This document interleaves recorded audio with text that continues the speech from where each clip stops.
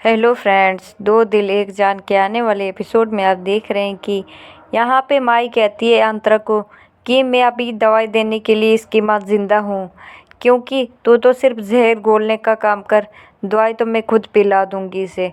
तो अंतरा कुछ नहीं कहती है माई से। तभी माई कहती है, वैसे तुम सुबह सुबह जा कहाँ रही हो इतने जल्दी? कोई और पंगा करने के लिए जा रही हो क्या? आगे का क्या प्लान सोच के रखा है, ये सब हमें भी बता दो।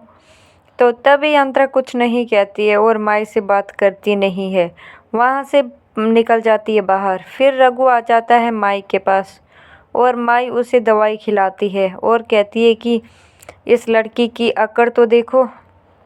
तो तभी यहाँ माई कहती कि मैंने तुम्हें कितनी बार कहा है कि नीचे सोया करो कुछ दिन, जब तक ठीक ना हो जाओ। उधर ऊपर किस लिए सोते हो?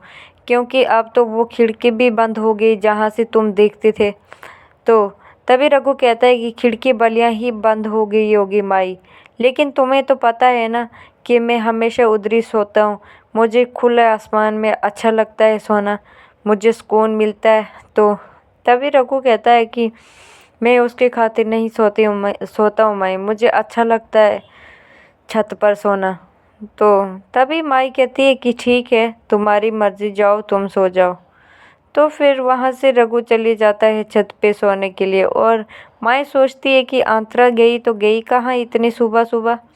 तो यहाँ पे अंतरा एक दुकान पे आ जाती है और कहती है कि भैया, ये जो दवाई चूहे मारने वाली दवाई है, ये आपसे दुकान से किसी ने ली थी क्या?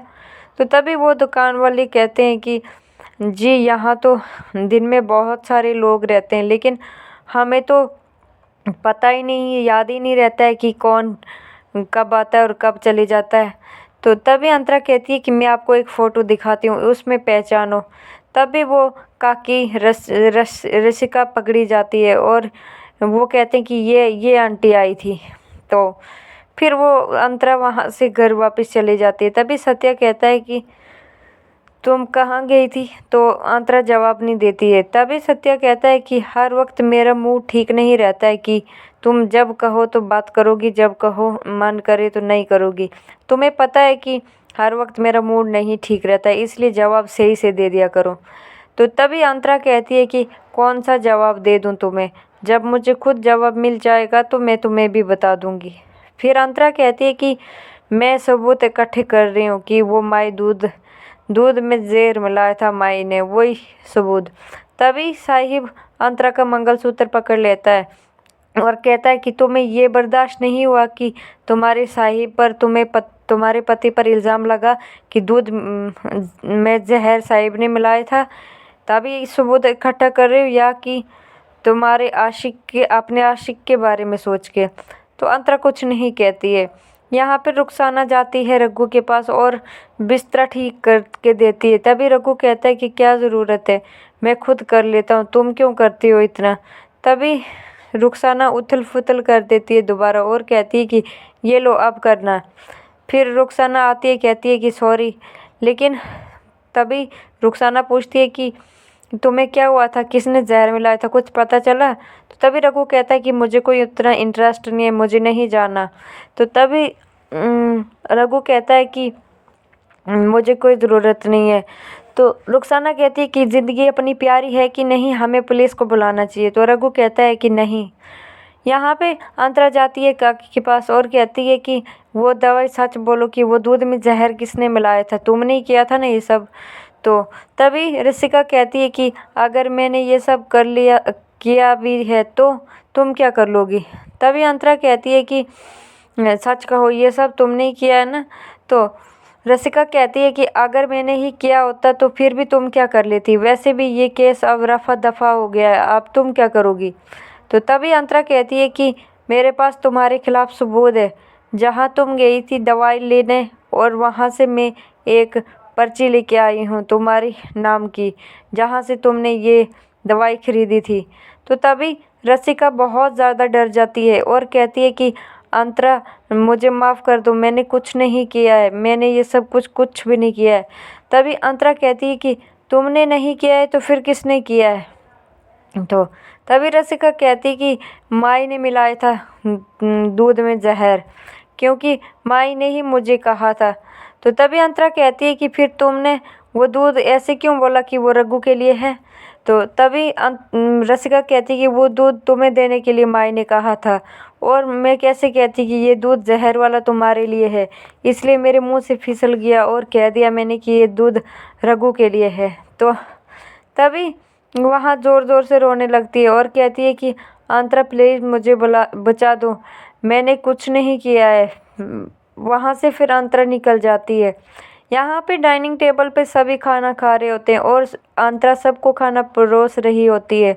रघु आता है लेकिन रघु की थाली में खाना नहीं डाला था अभी अंतरा ने। जैसे ही रघु थाली पलटता है, नीचे से पॉइजन की बोतल और एक पर्ची निकलती है जिस पर रसिका का नाम लिखा होता है कि ये पॉइजन किसने लाया था। तो तभी रघु सीधी थाली करता है और वो फेंक देता है पर्ची उधर से। तो तभी वो कहती है कि अंतरा कहती है कि तुम्हें अब उम्मीद करती हूँ कि यकीन हो गया होगा कि ये दूध में जहर माई नहीं मिलाया था। तो तभी माई उठती है और रघु को खाना देती है और कहती है कि बीमार आदमी को खाना भी नहीं खाने देते हैं। जब से हमारे घर में आई है तब से हमारे घर की शांति फैला के रखती है। इसकी माँ ने ये नहीं सिखाया है कि बीमार आदमी के साथ कैसे रहना और कैसे खाना देना होता है। तभी अंतरा कहती है कि रघु मैं तुमसे उम्मीद करती हूँ कि अब तुम्हें यकीन हो गया होगा कि दूध में जहर साहिब ने नहीं माई ने मिलाया था। तो तभी माई कुछ कहने लगती है लेकिन तभी रघु कहता है कि माई आज नहीं, आज तुम चुप रहो।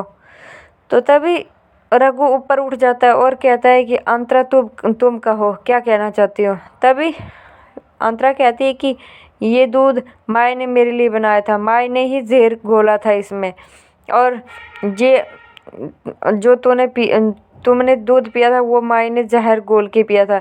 इन्होंने मुझे मारने की कोशिश की।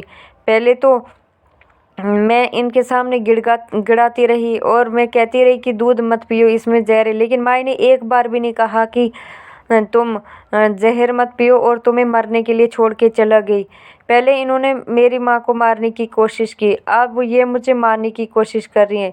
ये माँ नहीं, एक खूनी है, खूनी। तो तभी रघु को बहुत ज़्यादा गुस्सा आता है और अंतरा पर चिल्लाता है। तो अंतरा डर जाती है। तभी साहिब दौड़ के आता है और कहता है कि रघु को बहुत ज़्यादा मारता है और कहता है कि तुम्हारी हिम्मत कैसे हुई कि तुम मेरी पत्नी के ऊपर हाथ उठाओ। तो तभी रघु कहता है कि तुम्हारी तसल्ली के लिए मैं कह दूं अंतरा कि मुझे पता था कि दूध में जहर माई ने ही मिलाया था, लेकिन आज के बाद अगर माई के ऊपर किसी ने भी उंगली उठाई तो मुझसे बुरा कोई नहीं होगा। ये सबूत इकट्ठा करना, इधर उधर दौड़ना बंद कर दे। तो मुझे पता है कि जहर माई ने घोला था, लेकिन फिर भी तेरी तसल्ली के लिए बोल रहा हूँ कि ये जहर माई ने घोला था, लेकिन मेरी माई के ऊपर कोई भी उंगली नहीं उठाएगा, कोई भी नहीं। अगर किसी की भी उंगली मेरी माई की तरफ उठी तो मैं उसकी उंगली तोड़ के रख दूँगा। तभी अंतरा बहुत ज़्यादा हैरान हो जाती है और कहती है कि मैंने तो सोचा था कि मैं तुम्हें सच्चाई दिखाऊंगी। जो झूठी पट्टी तुम्हारी आंखों पे बंधी हुई है माई की तरफ, वो तुम्हारी पट्टी हटाना चाहती थी, लेकिन वो बात नहीं सुनता है, वहाँ से निकल जाता है। यहाँ पे रसिका कहती है कि बाल बाल बच गई आज मैं तो। तभी मनोहर काका कहता है कि हाँ सही बात है। तो यहाँ पे साहिब को बहुत ज़्यादा गुस्सा आता है और वो अंतरा के पास चले जाता है और कहता है कि क्या फ़ायदा तुम्हें ये सब करने के लिए, देख लिया ना तुमने, सबूत इससे उससे दिखाते हैं जिससे कोई फ़र्क पड़ता है। इन्हें तो कोई सबूत ही नहीं सबूत की ज़रूरत नहीं, क्योंकि इन्हें कोई फ़र्क नहीं पड़ता है। बहुत गुस्सा होता है साहिब और अपने रूम में चले जाता है। तभी अंतरा आती है और साहिब गुस्से से बैठा हुआ होता है कुछ चेयर पर।